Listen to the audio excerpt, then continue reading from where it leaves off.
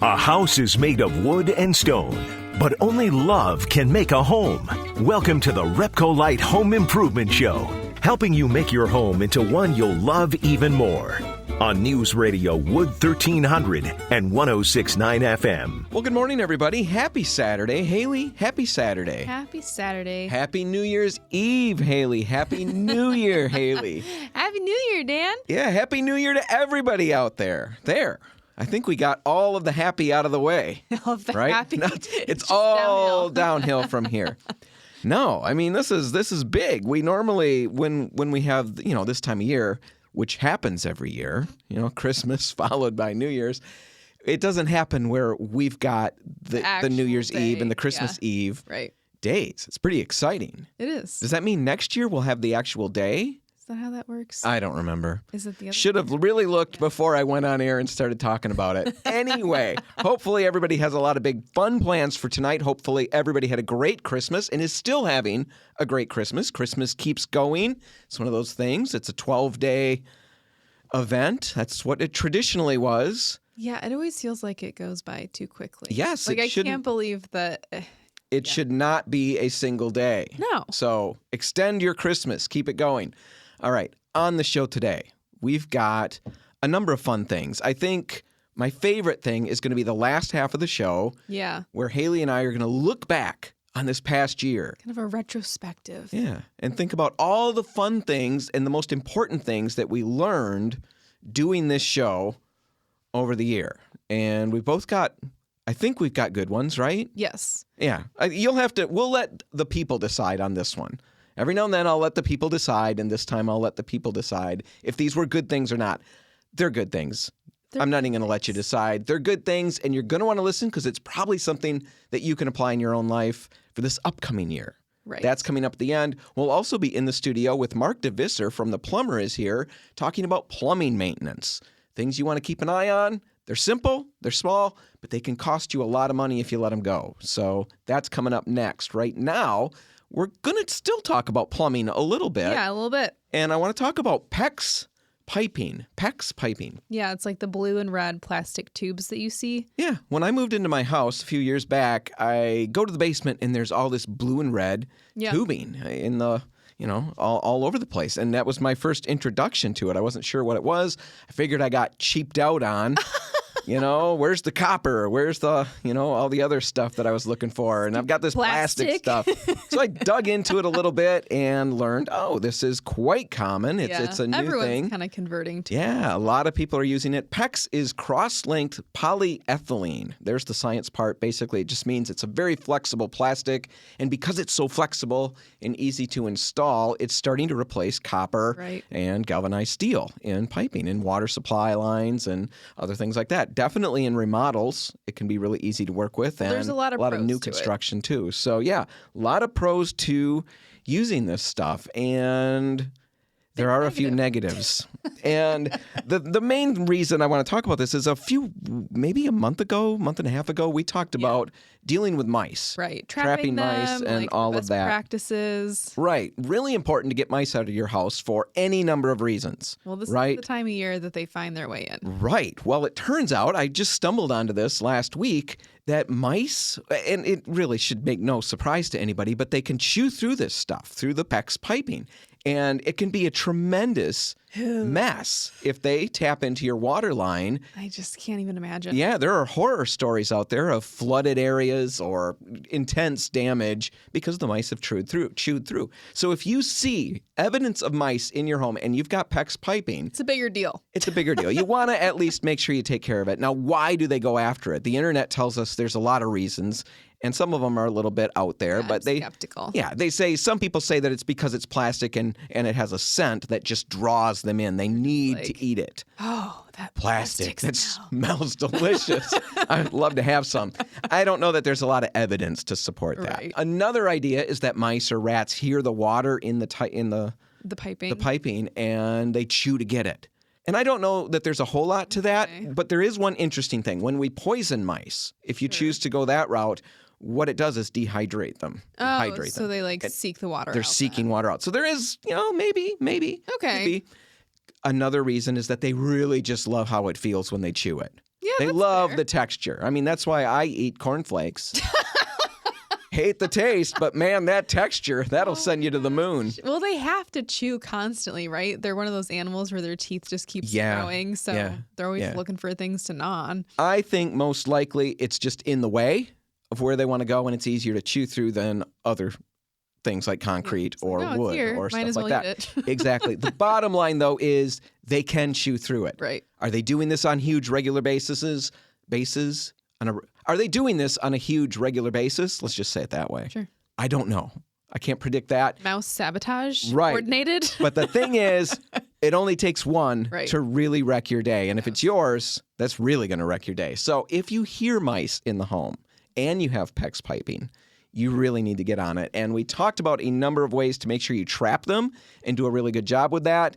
We had a listener reach out to us, Steve, and he's got some rental properties, and he wanted to add on to what we had said. And his big addition is that we talked about the little snap traps. Right, like the old-fashioned wooden ones. Steve loves the more modern plastic traps, the intruder traps. They're very easy to clean and empty out. And he says, a pretty big pro. Yeah, he says they're flawless. Use those, and you'll get rid of them. So anyway, we're going to put a link in the show notes to the segment where we talk about how to get rid of mice. Check that out. All right, we're going to take a break, and when we come back, we'll be talking about plumbing maintenance with Mark DeVisser from The Plumber Is Here. That's just ahead. Stay tuned. Helping you turn your house into your dream home. This is the RepcoLite Home Improvement Show, presented by Benjamin Moore on News Radio Wood 1300 and 106.9 FM. And we're back, and Hailey and I are in the studio with Mark DeVisser from The Plumber Is Here, Great Lakes Plumbing. Mark, thanks for being here. Glad to be here. Yeah, we've had you here in the past. We've talked about all kinds of amazing topics, and someday I'm going to get you back to talk about bidets one more time. Okay. Because Hailey has not been You're here. You're famous for this. Yes. We have a lot of fun with talking about bidets. I think there's a lot of value. Hailey disparages the bidet. It's not that I don't. I just don't think I could do it. And I'm just afraid of the splashback. You know? Gotta try. See, someday, Hailey, we're going to have Mark back, and we're going to talk about that. Right now, Mark, you wanted to talk about just some maintenance things that we probably should be doing at home, but we might not be. In fact, there's a good chance we're probably not doing some of these. Maintaining. Plumbing related, I'm not going to say there's a ton of them. Okay. We just find, it doesn't seem like the way I was raised, you didn't touch it until it was a problem. Sure. And I was raised by a plumber, so he caught that stuff. But a lot of people don't catch it. And that's where, we're finding customers that are calling and saying, man, my water bill is just skyrocketed. Sometimes they even call them and, man, you're going through a lot of water. What's going on? Is there a problem? Should you look? And then then they find out they have just a flapper on a toilet. A flapper on a toilet can cause a tremendous amount of water waste. I wouldn't necessarily think of that. And I'm not going to look at it unless the toilet isn't flushing the way I think it should be. You don't look at your flapper on a daily basis? I am constantly looking at my toilet flapper. I mean, we don't even put that tank lid on there. We just leave it open. Look at it all the time. My gosh. Mm-hmm. Right. Yeah. But I mean, Mark. that thing will run on and off, and people will catch that. They'll say, oh, I hear my toilet running. That's, a good sign that something's going on. But sure.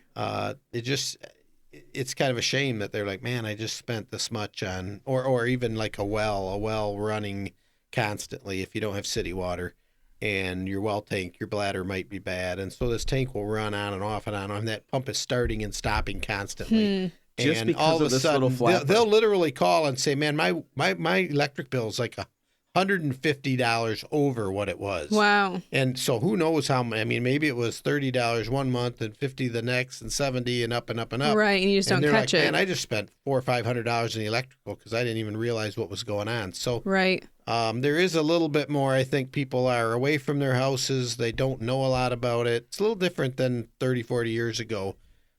Some people don't even know where the sewer goes or where the water comes from. So, there might be a little more for certain people to say, hey, maybe get a plumber in there once every couple of years and just do a little bit of checking to make sure everything is maintained. So let's get back to this flapper thing. So it can cause that much expense if it's just running all the time. Well, If you're it's paying allowing water the- and sewer for it if you have city water, and sewer is twice the price of water, All right. approximately.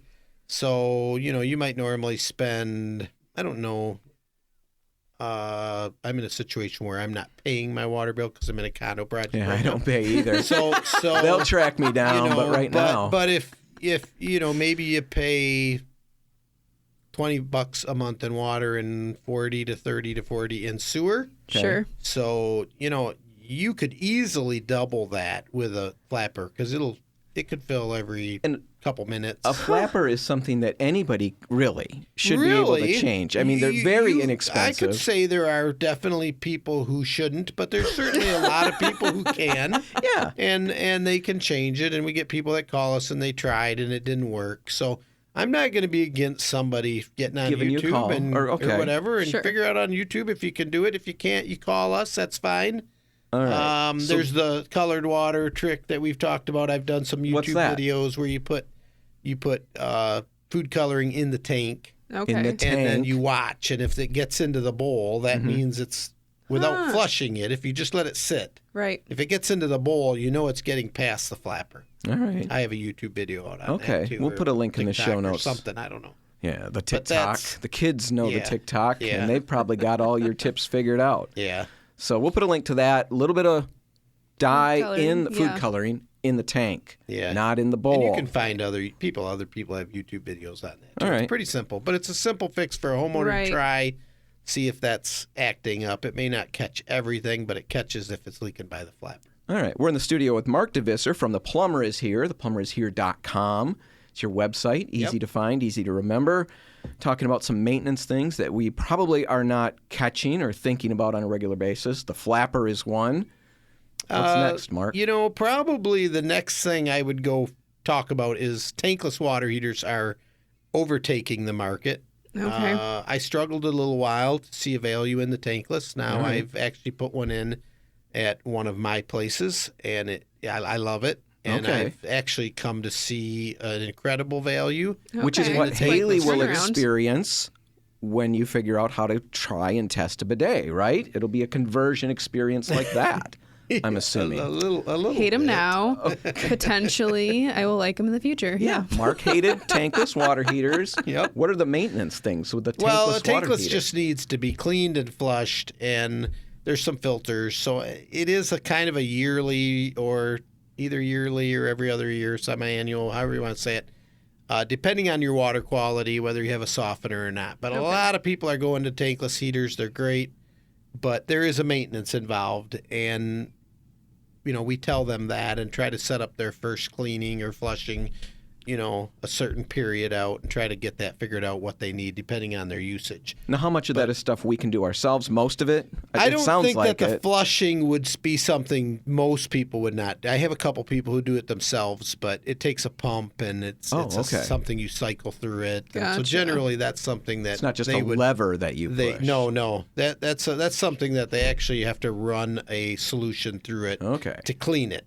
All right. And that's something that should get done. Yearly. Yeah, I mean, it depends on your water quality, but sometimes it's every year, sometimes it's every other year. Okay. But You'll be able to figure that out. And yeah, we let them usually know. try to figure, we kind of schedule it for approximately a year out. And then if it seems like it wasn't that dirty, we would lessen it. If it Sure. comes out really dirty, then we're like, okay, make sure we do it in another year. All right. So you didn't like those tankless heaters in the I beginning? wasn't sure that they were going to last as long as they claimed they would. And they really, a tank style heater's lasting us 10 to 12 years.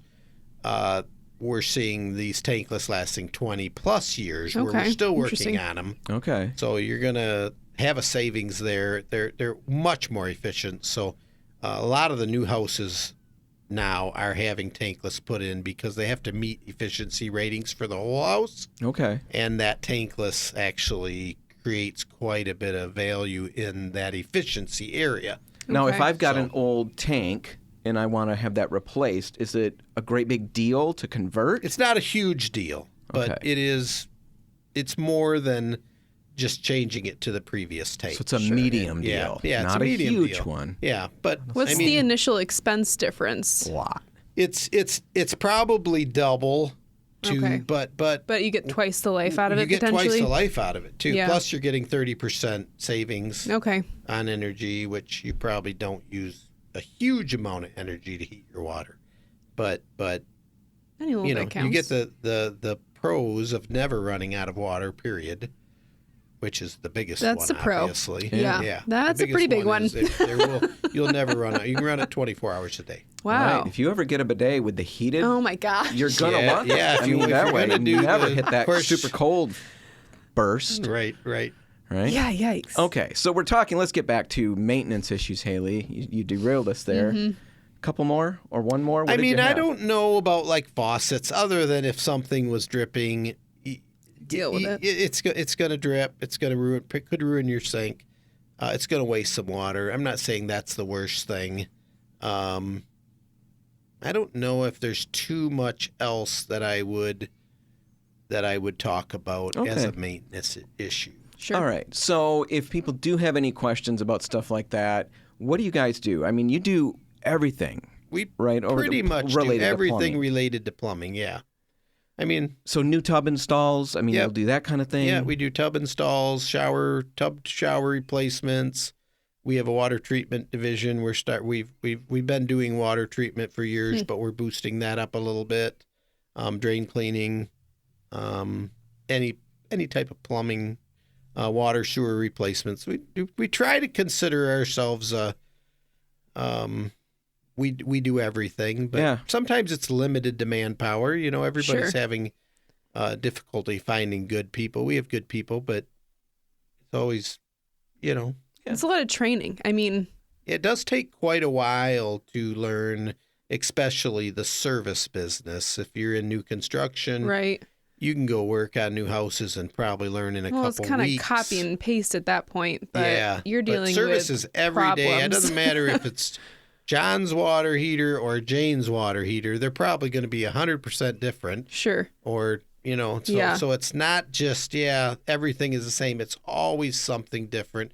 I still, after 35 years, still see on a regular basis and go, wow, I've just never seen that before. Well, at least it keeps your job interesting. Yeah. It does. It makes it interesting. And dealing with customers is what we both, most of us love that in the service field. Yeah. Otherwise, Absolutely. you wouldn't. If you didn't like dealing with customers, you probably wouldn't be a service person. Probably not a for good very fit. long. No. Right. So which areas do you cover? How far do you reach? We kind of go from Grand Haven to South Haven to Wyoming. Okay. And we've kind of held that for a while. All right. So we'll put links in the show notes. They can find you online at theplumbershere.com. Yep. They can text us. They can email us. We have all kinds of ways for them to contact us. Yeah, you guys are really responsive. This is the company I hired when my hot water heater went right around to Thanksgiving a couple years ago. Right, and that was still in the midst of COVID stuff happening, right? Oh yeah, we went. There, nothing changed during COVID other than we wore a mask, I guess. Yeah, you took some safety protocol, but other than that, we didn't stop. Nope. In the midst of something that I thought was going to be hard to get anybody out there, you guys were right there, had me up and running with a new hot water heater within 24 hours. You guys had it fixed. Oh, yeah. So, usually. really good. We'll put links in the show notes. Mark DeVisser from The Plumber is here. Great Lakes Plumbing. Thanks for being here. You bet. All right, we're going to take a break. When we come back, we'll be looking back on this past year and discussing what it is that we've learned from the show that's impacted our lives the most. That's all just ahead. Stick around.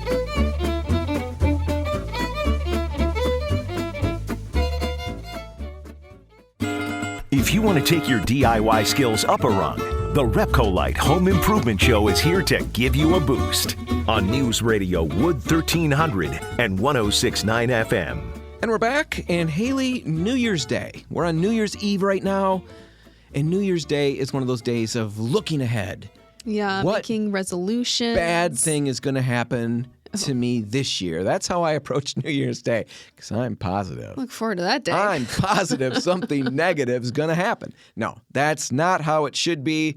Sometimes I have that. That's an issue I'm trying to work through. But we look ahead. We try to figure out what's going on. We make resolutions, like you said, and then we don't do a lot of those resolutions. Yeah, we talked last year about the failure that we experience. Yeah. Failure. That's a way to start your new year, with a bunch of failure. You feel bad, so you eat a whole pie, and then you feel even worse because that's like the opposite of what my resolution was going to be. Anyway, that's all coming up, and I'm sure we will revisit or visit for the first time all of those things in the episodes to come, right? Pie eating? Well, whatever resolutions I make, I will fail to do, and we'll talk about it on air, and I'll relive them again. That's what I'm talking about. That's for the future. Right now, though, I don't want to do that. I don't want to look ahead because it's New Year's Eve. Let's look the other way. Let's look back. Yeah.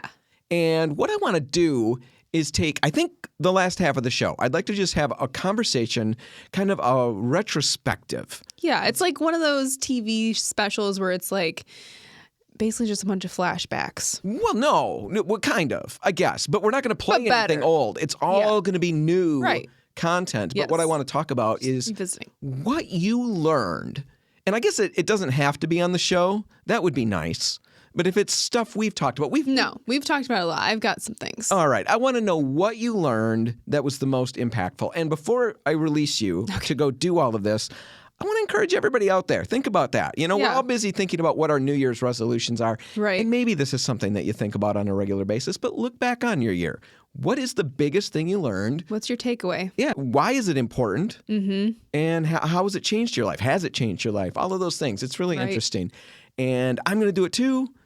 And we'll save mine for the last one because it'll be the best. Best for last, yeah. Okay.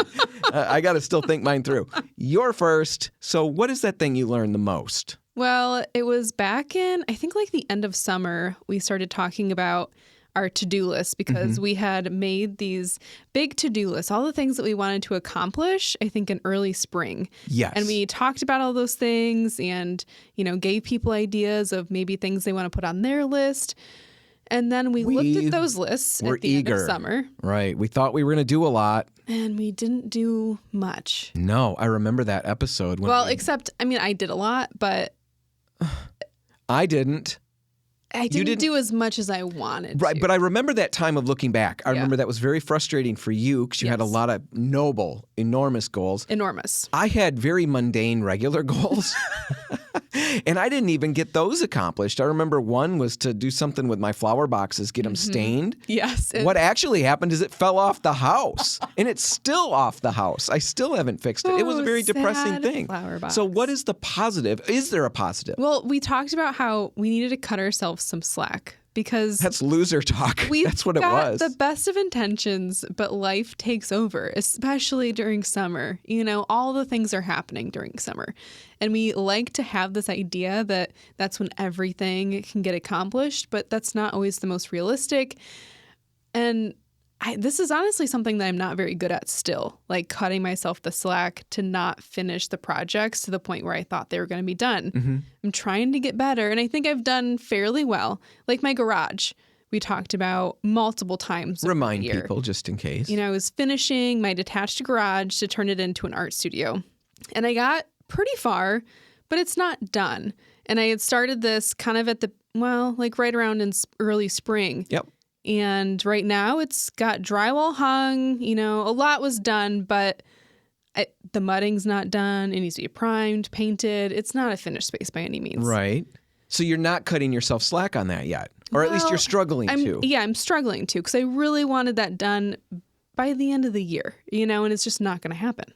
So how do you cut yourself slack and still get these things accomplished, right? It's a razor's edge. Right. And I was worried about that when we talked about it in the first place. We're not trying to say that you just don't have to do it. Don't worry about these things. It's no big deal. And they'll get done someday. No, they won't. Sometimes but I think we get overwhelmed by the pressure of, oh my gosh, I haven't done this or I haven't done that.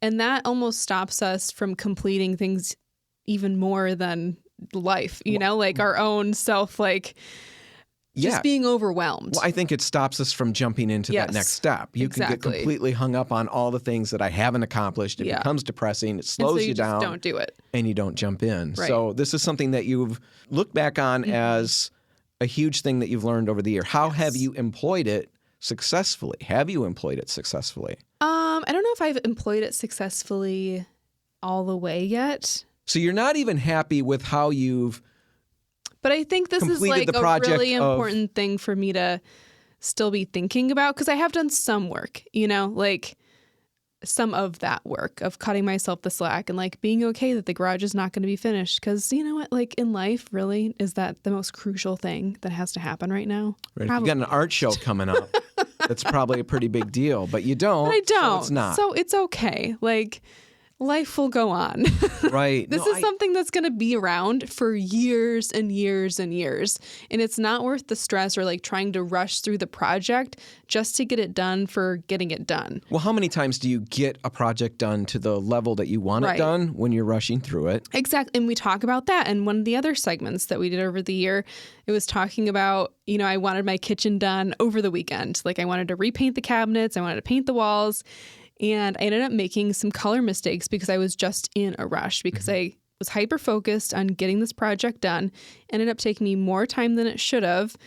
And it's all because I just couldn't let go of the fact that this had to be done now. And that's not realistic. It's just not worth the extra time that it's going to cost you later on because you rushed it and made mistakes along the way. Well, and I think the other thing that happens is when we live in a constant state of all of that pressure. Mm-hmm. Yeah. Yes, we've got projects going or spinning and we're very frustrated about them. And at some point that wraps up. But if what we remember from that experience is all of this pressure and the guilt and all of that, how often are we going to want to start something new? Totally. And so you just kind of quit. You get through what you did, maybe. Right. Maybe you don't. I've got things that I've got to completely revisit because they have been left for ages. But yeah, it really weighs on you and it impacts how much you're willing to try. And I remember in that segment we talked about it's an old saying, but it's a marathon, not a sprint. Well, and I think that's gotten so much worse now, too, because of social media and all of these things. Like you see other people. HGTV, right? They're done in a day. Right. No, I know. We were a part of something as RepcoLite years back, way before Hailey was here. It was one of the local television stations. Mm-hmm. They had a contest. The person won. They won a garage remodel. Yeah. And so all these different businesses participated, and we converted this garage and made it amazing. And RepcoLite brought the floor coating, and we did all of that. I brought somebody from the company and put it down. And when you watch the little 5-minute blurb that aired, it's amazing. Yeah. And it's instant. So deceiving. I watched the process that was just horrific. Right. The stress. Yeah, we just don't have realistic expectations anymore. Right. We see these things on Instagram, and it seems like it's just flawlessly put together. All of this stuff ends on the cutting room floor. Yeah. A lot of it does. Yeah. It's the same thing with our show. When it airs, it's like pristine amazingness, right? Perfect. I mean, flawless perfection every single episode. If you knew what went on the floor that you never see. No, it's true. But yeah, we see all these people online. It looks like they've got it, and we sometimes feel like we don't. And it really drags you down. Well, and I think this also touches on something that we talked about during the design event with taking time to daydream. And David Lynch was the inspiration, and he talked about how all of this negativity closes the tube through which creativity flows. Mm-hmm. And I think that's so real. And the more that we put this pressure on ourselves to do these things, the less we're actually going to get done. Right. So if we can just accept that challenges are going to happen, things are going to slow us down a little bit, and just be open to taking the time to just really live the experience rather than rushing through it, it just goes better. Right. Now, Hailey's talking about our big design event. Architects, designers, homeowners, painting contractors came. It was in June. We were focused on how to find the next new idea, how to live creatively. Right. And one of the things we really wanted to stress, and I don't know that we managed to stress this as well as we wanted to or as I wanted to, but creativity, it's not just the idea of, I created, a piece of literature or a piece of, that's what we sometimes think creativity is. And what Hailey's talking about, how negativity can close the tube. It's like constipation for creativity. Yeah. Creativity could simply mean, don't tune that out because you're not an artist or somebody like that. Think about creativity as just jumping into that next project or completing your project. It's problem solving. It's all of these things. And when you let the negativity get a hold of you, it prevents you from jumping in and realizing and creating greater things, whether it's a new paint job in a kitchen or cabinets that are redone or, like you said, problem solving, figuring out why the lawnmower is not doing this. Right. Negativity isn't going to help with any of that. Exactly. So just realize these things will take time. Yep. It's okay to give yourself that time as long as you're moving forward. Maybe take a couple of small projects and just jump into those things. Or break them down into smaller segments for yourself. You know, if you can do 15 minutes of work on this project after you get home from work, at least you've made some progress at the end of the day. Right. We're going to take a break now. Are you cool with that? I'm cool. All right, we're going to take a break, and then on the other side, we'll talk about what I learned. Yes. That's all coming up just ahead. Stay tuned.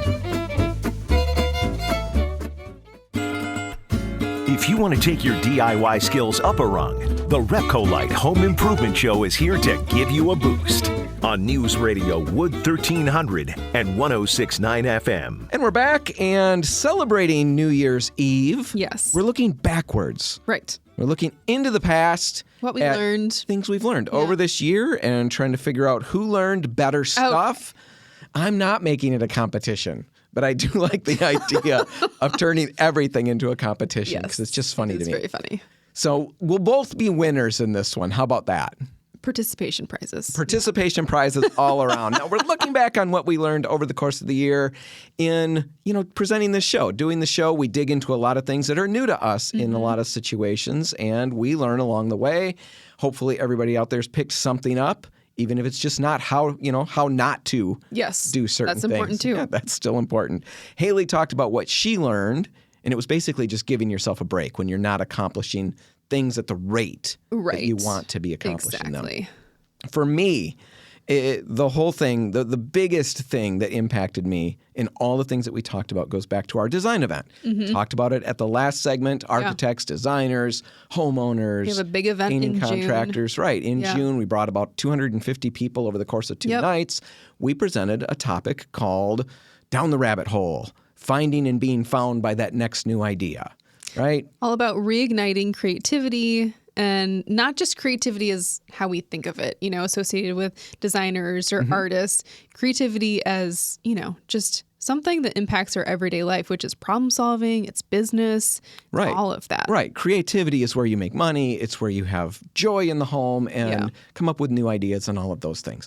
So that was our focus, and we had a number of points that we presented along the way. Hailey mentioned a couple, or one, at the end of the last segment. I'm going to focus on one, and I think we called it, or at least we used it in a different manner. But the thing that I really came away with from that is that we need to stop knowing so much. Sure. I loved that. I remember when we stumbled onto that, and I remember when I first framed it in that way. For my brain, that really meant a lot. We need to stop knowing so much if we really want to be creative. No, it's true. I think in the show that we put on, we referenced it as we need to be creative or curious. Yes. In order to be creative, you've got to be curious. You've got to be asking questions. Not knowing cheers the knowing was the quote. Right. That was a quote that we used. Not knowing cheers the knowing. It sounds crazy. It does. But really what it boils down to is we just need to stop knowing so much. And when I say knowing, it's in quotes. That's how I'm thinking about it. It's thinking we know is really the bottom line. We think we know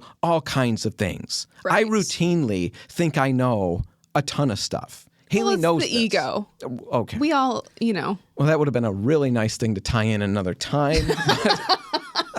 Yes, it is. But we all let our egos get in the way. But when we know everything, it negatively impacts things. And for me, let me just talk about me. It always negatively impacts. Always. I like to be extreme, Hailey. Stop throwing challenges in my face. It usually negatively impacts me. Sure. Think about it in terms of business. Yeah. We can talk about this. Let's just have a very candid conversation in front of all these listeners. Okay. How many times have you proposed an idea and I will tell you that won't work? No, I've tried it pretty often. You don't have to say pretty often. Just say it's happened. It's happened. It's happened periodically where you've had an idea and I know the answer. I know that it won't work, right? And again, knowing is in quotes. Just the other day, you pitched an idea and I'm trying to learn from this. I'm trying to stop knowing so much because you never get to creative solutions when you know the answer to everything. And so in this instance, you pitched an idea. My knee-jerk internal reaction was to say that's not going to work. I've tried it. I know it won't work. But instead, I remained very calm on the surface. Neutral. I gripped the table really tough, and I clenched my jaws shut, and you continued. And where we ended up with was an idea that wasn't your idea. No. And it wasn't my original idea, Right. but we found a new idea. Exactly. That could work. Because we had the conversation and you were open enough to have it. And I am so bad at that. I know what's going to happen, so I want to shut it down. That happens in business. You know that. We've struggled about that. It also happens in personal lives. You know, our personal lives, my personal lives. Yeah. I know I can't do that. I think I said my personal lives. I want to clarify, I'm only living one. No secrets. No alternate personalities. No, I would wear it too much on my sleeve. There's no way. There's no other personalities There's no inside. hiding. This is it. No, in my personal life, I know too much. I know that I can't do that. I know that I'm not good at that. I know if I respond to this person, they're not going to respond. So why even bother, right? Yeah. We know that. I know that kid knows I love him. You know, now I'm getting really serious and heartfelt. Yeah. But we still have to say those things. We don't know everything. We got to stop thinking we know everything. And I think the best example that I've got of this, we don't have tons of time to go into it. I think I've made the case for it. Stop knowing so much. The biggest example that I've got for it, I've said it on the show a couple times, but I think it really makes the case. Andrew, my son who's just entering Grand Valley, this fall, he entered Grand Valley. So we had to go during the summer, right as we're working on this event, as this topic was coming to my mind. Orientation or something, orientation, right? So he goes there, and I was excited to go and wander the campus because I went there. Right. And as I'm there, I've got a book, and I'm kind of preparing for that down the rabbit hole presentation. And I thought, I'm going to go to this one spot that I know that I went to all those years back, and I'll just sit there on a nice little bench. Spot. Oh, it's beautiful. Everybody would be there, and so I was nervous there was going to be people there, and I was going to have to kick them out. And no, it was completely open. So I sit down, I've got my little book, and there's this voice in my head. Now, it's a voice like everybody has. It's not like another personality like we have already established. Totally normal dialogue, which I guess actually isn't that common. But right, and intelligent people have this all the time. Anyway, I start talking with myself about this other voice is saying, Dan, if you would just go further down this path, it just goes around the bend. What's down there? Maybe there's something even cooler. Yeah, you haven't been there. No, and I said, Dan, come on. We've been here. We went to school here. We basically owned this campus. We knew what we were doing. We were the cool kid on campus, the big man on campus. We know where the cool bench is to sit, and you're in it right now. Right? That's a short joke. I'm going to let that go. Sorry. So I sat there, and that voice was still nagging at me, but I shut it down because that's my way. I knew the answer. There was nothing around the bend worth seeing. So I sat in my little bench for a couple hours reading books, doing whatever. Andrew texts. I'm done. So, okay, I know that little trail goes around the bend, and it will wrap around and come out on the other side, and I'll be right where Andrew's at. It's going to be perfect. So I start walking. I go around the bend, and oh my goodness, I find that the trail branches off in a direction it didn't used to branch off into. It goes into the ravines at Grand Valley. There's a bench that it ends up walking right past. The trail goes past.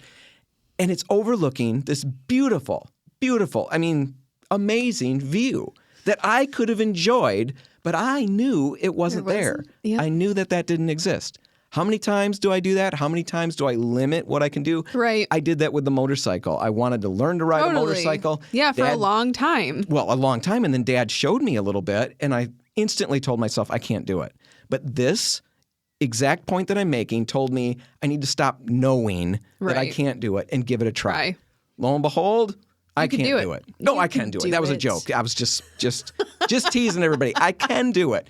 And you guys can do it too. I know that there are people out there who shut themselves off from certain projects, certain things, because you think you can't do it. It's too big for you. Yeah, we think that we're not handy. Right. And so we close ourselves off to the idea that we can do all this stuff. You can do it. You've just got to stop knowing so much. Yep. Jump in, learn, and see what you can get to. All right, Hailey, that's all the time we've got. We're going to wrap it up. If you want to catch this one again, you can find it online at RepcoLite.com. Whatever you do today, you don't have to make pain a part of it. I'm giving you a weekend off. Yeah, that's nice. Just have a great day. Have a great new year. I'm Dan Hansen. I'm Hailey Johnson. Thanks for listening.